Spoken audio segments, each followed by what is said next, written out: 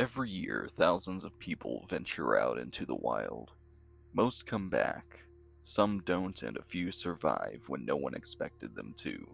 This is Lost and Found. Today we bring you two stories, one of a man still missing, and another who beat the odds.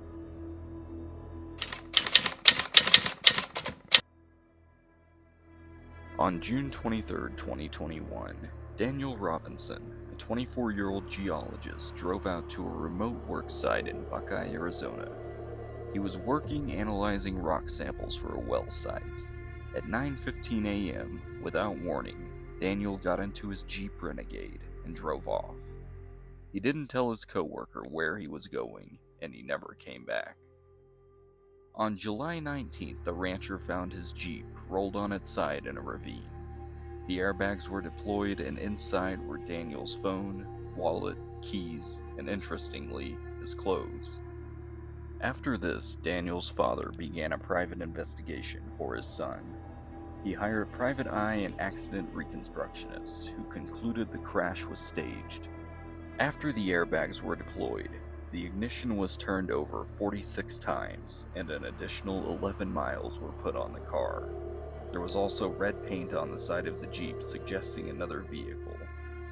The rancher also noted that the Jeep was not there on July 17th when he had passed through. Someone also broke into Daniel's apartment, ransacked his closet, and tried to access his laptop.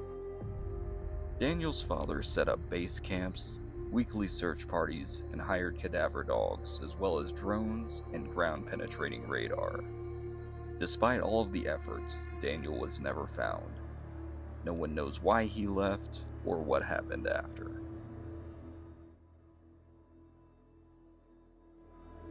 On June 1st, 2019, 38-year-old Joshua McClatchy set off for a solo hike in the Caney Creek wilderness of southwestern Arkansas. It was supposed to be a weekend trip through the Buckeye Trail, a remote area known for steep ridges and dense underbrush.